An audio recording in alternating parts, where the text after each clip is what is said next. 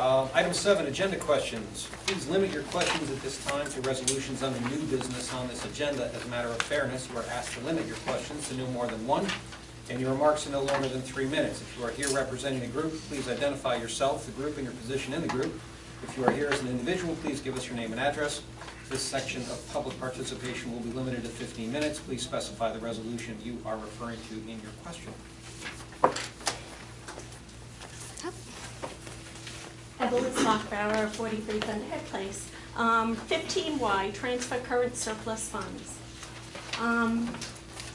Okay, the capital reserve account is supposed to be to support the 5-year long-range facility plan, which I have been asking about having it updated and have gotten responses that the computer program's down, whatever, but without a 5-year plan to let the public know what this money is being looked toward spending, I don't know how you can justify putting away over $1 million each year. 1.5 this year. There was over $2 million for 2 years in the past, and another 1.9, I think it was. I don't remember the exact numbers off the top of my head, but I don't know how you can justify putting the money into the capital reserve account when the plan has not been updated. There's no public documentation to say what are we doing with the facilities to improve them. What is this money going to be spent towards? The other thing that I guess bothers me is that I come to these meetings. I have heard from board members that they're not allowed to discuss anything unless there's a quorum, right? So the only place you can discuss these things is here, when you're all together. Is that correct? The only place that we can discuss a topic that has to do with any kind of board movement would be here. That's correct. So something like this, sometimes I feel like things are being rubber stamped, because if I were a board member, boy, I'd have a lot of questions about an item like this, and you know, well, what else can we do with that 1.5? What are the other, how much was the surplus this year? What was the surplus this year? What other items did surplus go towards? Okay? What else can we do with this 1.5? Because if we're looking to improve computer items or anything else, it limits what you can spend the money on. And as a taxpayer, that concerns me, because you're putting the money into this fund and then it's locked in there to be spent on certain things. So when you don't have a plan, I don't see a 5-year plan, and you're telling me, okay, this is what we're doing. I've seen a lot of boiler replacements, AC replacements, etc. How many boilers are in each building? How many years do they last? Are we almost at the end of replacing all of these? Because over the last 5 years, it looks like you've replaced boilers and AC and HVAC in every building. So, where are we going? Okay, you have a lot of questions. I'm sorry. What's your question exactly? What's the question? So, I'd like to know, what else can we do with the surplus? Besides for just rubber stamping and saying, okay, we're going to put it into the capital reserve today. I don't think that should be voted on Mrs. Slumber, today. you're suggesting that the board members rubber stamp things that are placed in front of them.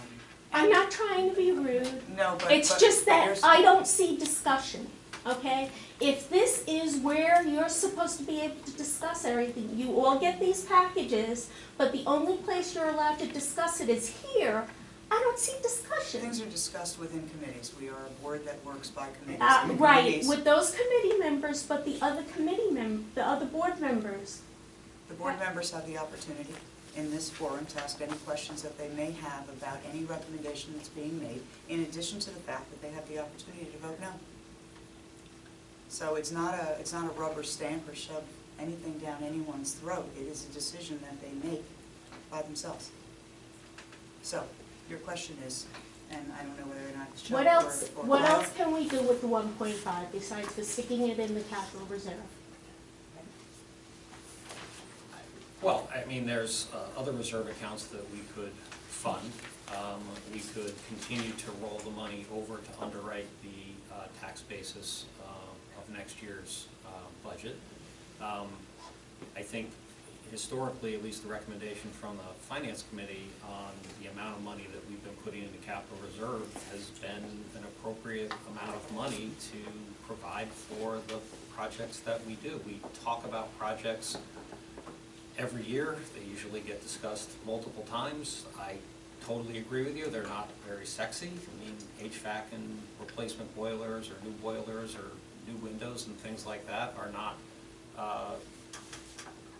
not headline material, but they are the sorts of things that we think promote the maintenance of the district over a long-term basis.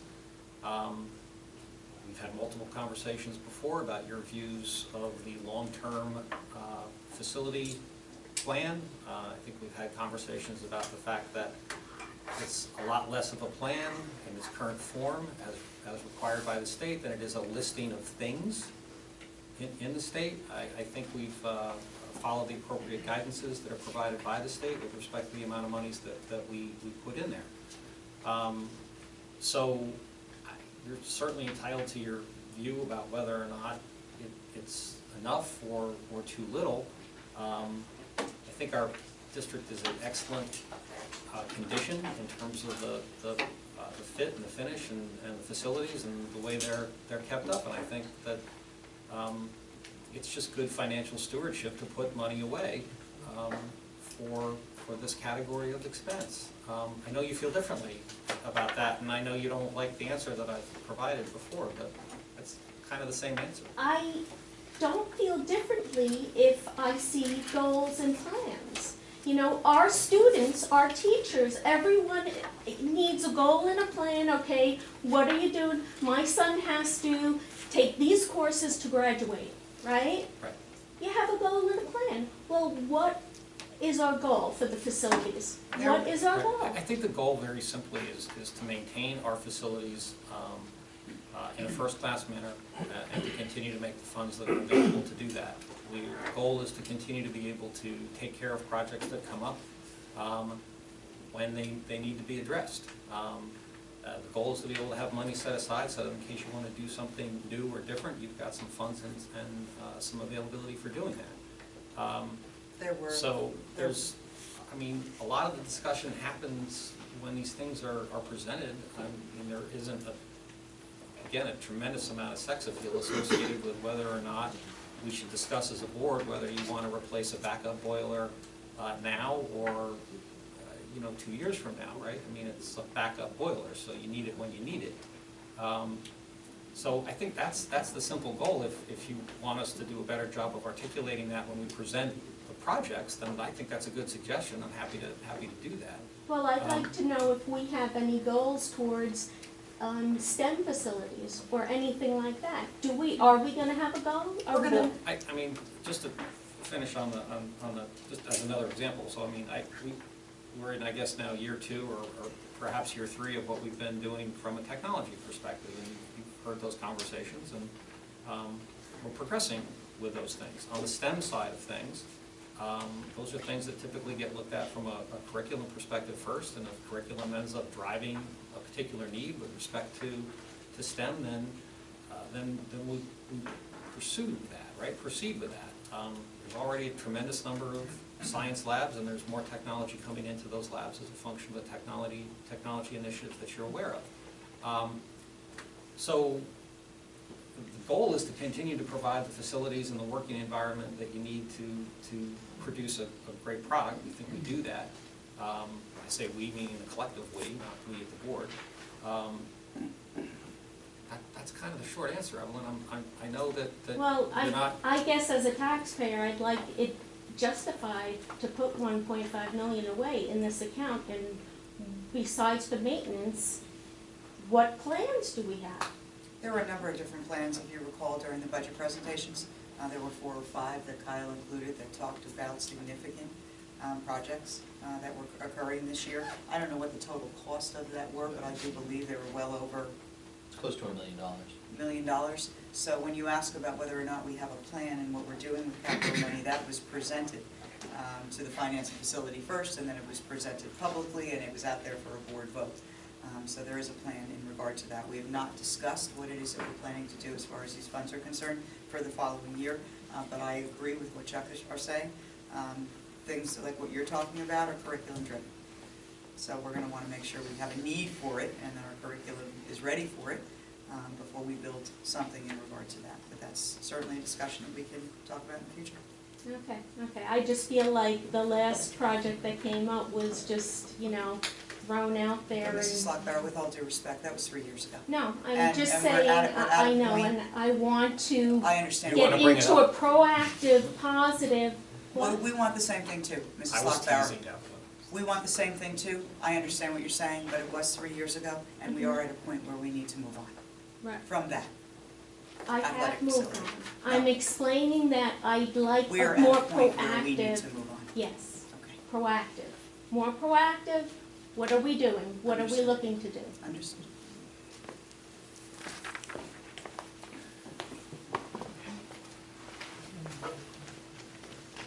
Hi, my name is Andy Butel, Vice President of the Mahwah Education Association. Wanted to talk about the same topic as Mrs. Lockbauer, the transfer of $1.5 million to the Capital Reserve Fund. Just wanted to know if you could explain kind of the rationale behind that transfer of money in a time when the Mahwah Education Association is about to enter its 4th year in the last 6, working under an expired contract. Mr. Chalderini, you mentioned a lot about working environment, a productive working environment, financial stewardship. You had listed a number of priorities, and you didn't mention settling a teacher's contract among those priorities. So if you could explain kind of the rationale of transferring that money in a time when, as I understand it, the fund has about $8 million in it already. Maybe I'm mistaken, but that was the last number I'd heard. You're too high. But if you could kind of explain that process and justification behind that, that'd be great. Okay, well, so I think we just explained the rationale in terms of why we, Well, I think you were specifically talking to the lack of a plan, but I wanted to know specifically as it relates to the issue of a contract settlement or the lack of a contract settlement.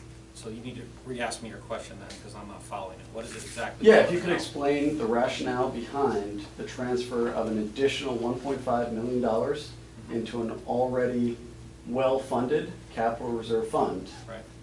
In a time when the Mahwah Education Association is about to enter its 4th year in the last 6 without a contract. Right. So they're basically two separate actions, right? I mean, one is about making sure that we have adequate funds set aside for the capital projects that we're allowed to pursue, and the other is negotiating a contract with your unit. I think you're well aware of where we stand from an offer perspective, and there's nothing about the offer that we have on the table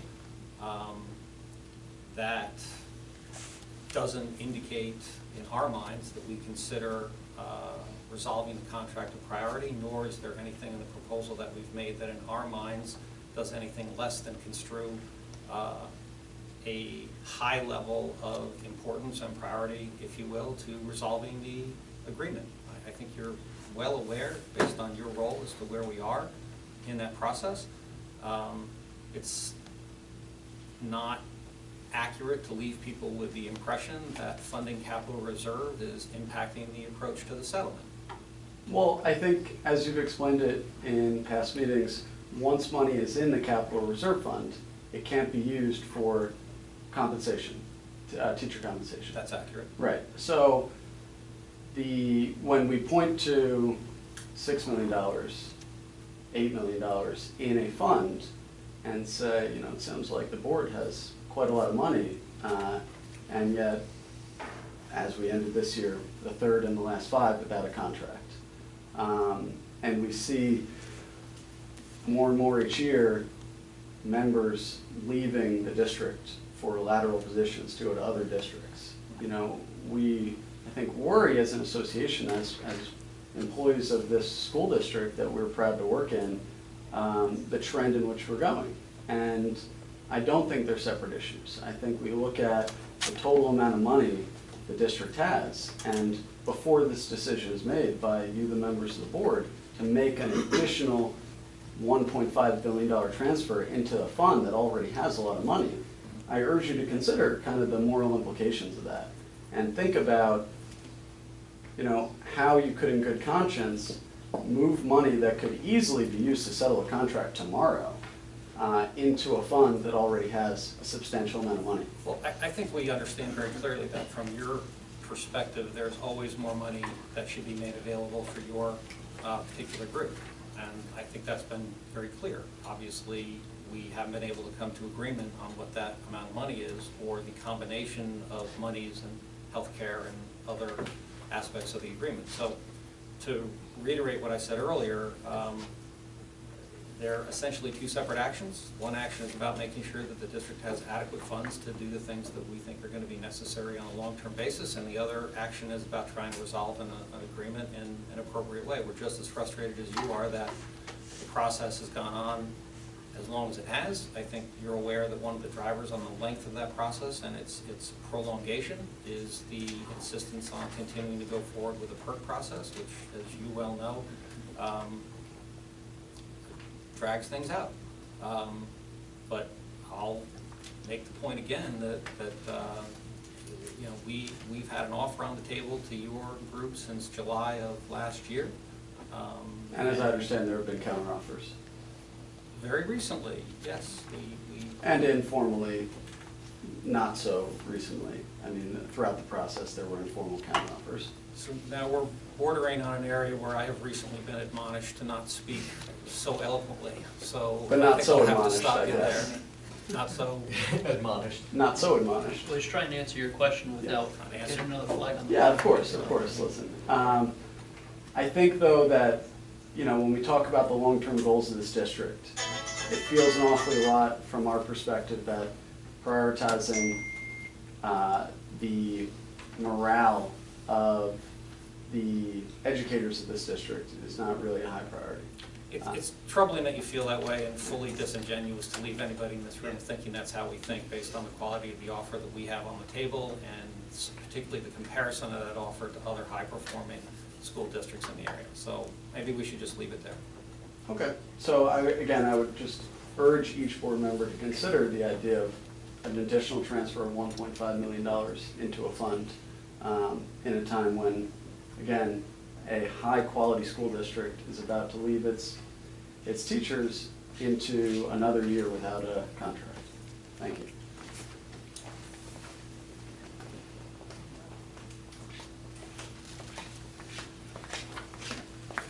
Good evening, Sue Dorsler, President, Mahwah Education Association. I'm speaking in regard to 16G. Obviously, the board's aware that the nurse from the Ridge decided to resign. She decided to resign because she's been refused by administration to be put on the certified salary guide, even though she has been and is a school certified nurse. Mahwah has now lost another staff member because of money. And yet the board, I'm going back to what Andy said, is once again going to be transferring over money. We do believe it's one and the same. Mahwah losing teachers and staff members because of pay. And that's something that the board needs to be fully aware of. So you asking a question? No, making a statement. Thank you. Okay. Any other questions?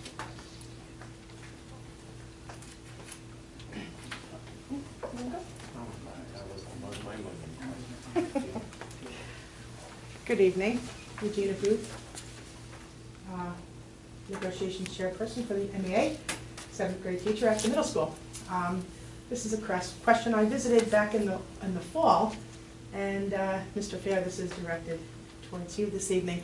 In relation to item Q, 15Q on the agenda, okay? I wanted to inquire as to the nature of your merit pay. And I quote, called for identifying areas of strength and areas of growth using the Danielson observation and evaluation framework, and to deliver data related to content area supervisors. Outside of the DEAC committee meetings, which I'm pretty sure you participated in, is that correct? Yes. Thank you. Can you explain a couple of things, actually? Sure. First thing is, can you explain to this gathering this evening how you met this goal throughout the year. Sure. And the second part of that question is, I'm not quite sure how that differs from your normal responsibilities as the assistant superintendent.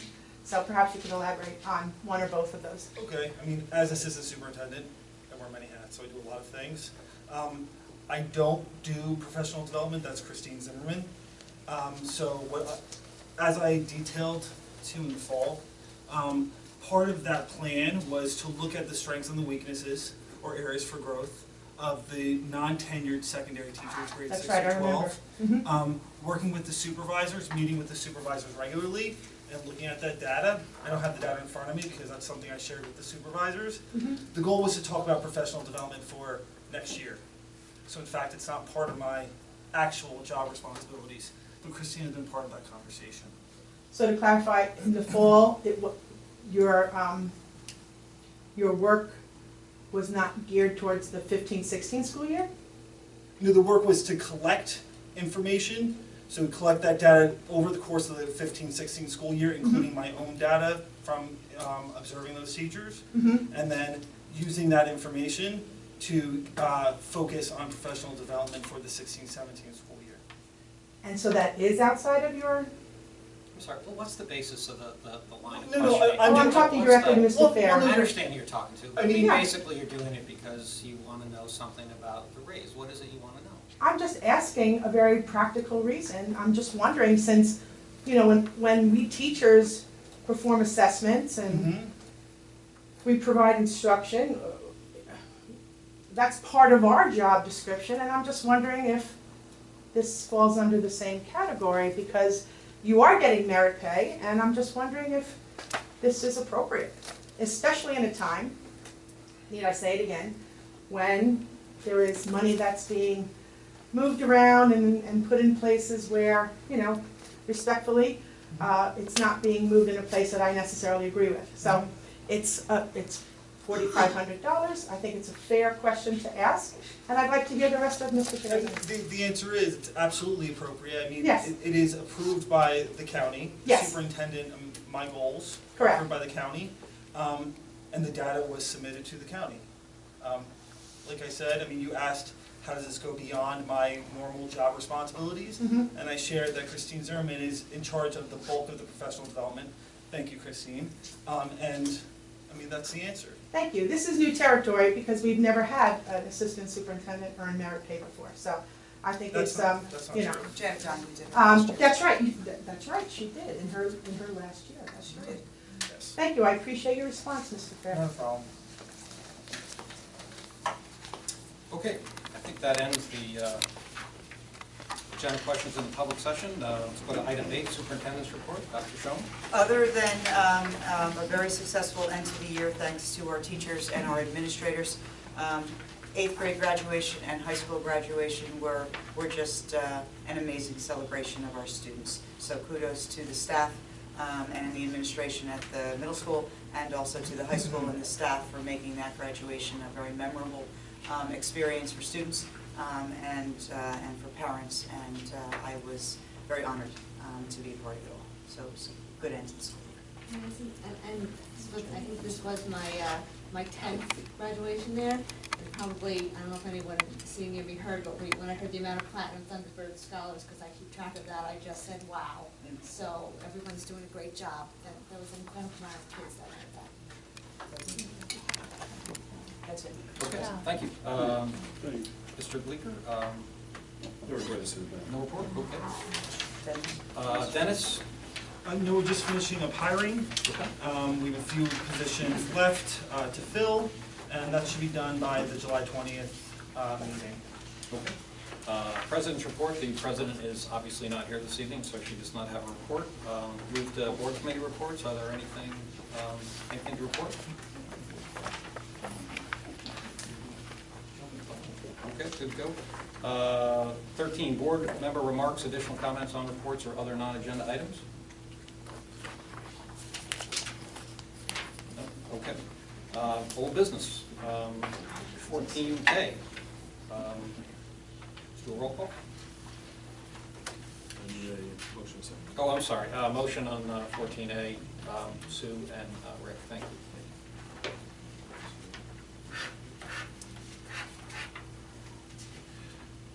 Ms. Curry? Yes.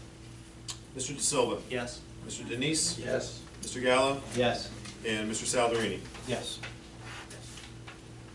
Mr. Salverini, before you move on to 15, Yeah. can I say something? Sure. Resolution 15H is a recommendation for the appointment of Mrs. Dorothy Eason as Assistant Principal of Leonard Meadows School. Ms. Eason earned her bachelor's degree in elementary education from Rowan University, her special education certification from King University, her master's degree in educational leadership from Fairleigh Dickinson, and is currently working toward a doctoral degree in educational leadership, management, and policy at Seton Hall University. Mrs. Easton's references describe her as a student-centered leader whose personal qualities and special education coaching background have helped her foster a positive rapport with staff members. She is characterized as being a team player and a quick learner and a consummate professional. Ms. Krista Miles is here this evening, and upon successful approval of the recommendation, we will welcome you, Dorothy, to our district. So thank you for being here this evening. Thank you. That is it. Okay, very good. See, I was 16.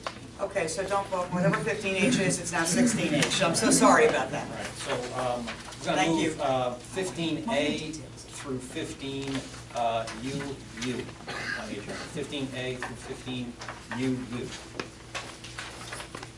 And I'll take a motion as soon as you're ready. Michael, thank you. Second? John, thank you. And roll call. Ms. Curry? Yes. Mr. De Silva? Yes. Mr. Denise? Yes. Mr. Gallo? Yes. And Mr. Salderini? Yes. Moving on to 16A. I'm going to move 16A through KK. So that's 16A through KK on the agenda.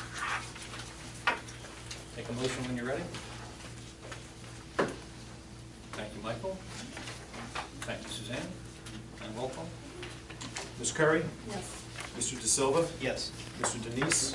Yes. Mr. Gallo? Yes. And Mr. Salderini? Yes. Item 17, public comments or, public questions or comments. Note this section of public participation will be limited to 15 minutes.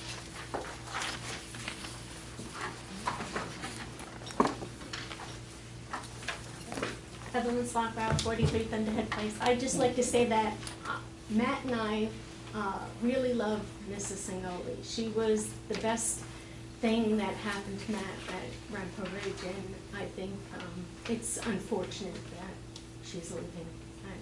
That's really sad, really sad. Mrs. Sengoli really did a great job. Thank you for saying that. I'd also like to ask a question about the surplus funds, and if you know how much of those surplus funds are due to the overstating of the benefits for the salaries.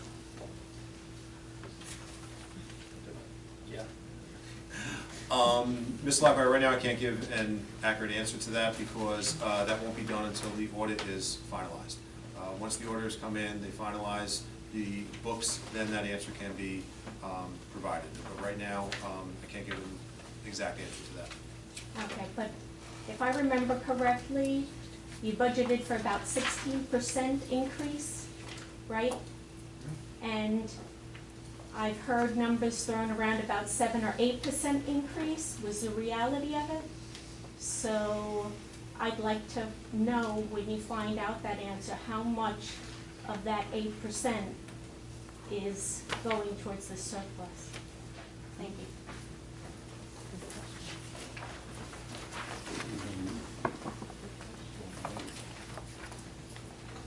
Okay, I'll take a motion to adjourn. Suzanne? Michael? Thank you. We need a roll call on that adjourn? Yep.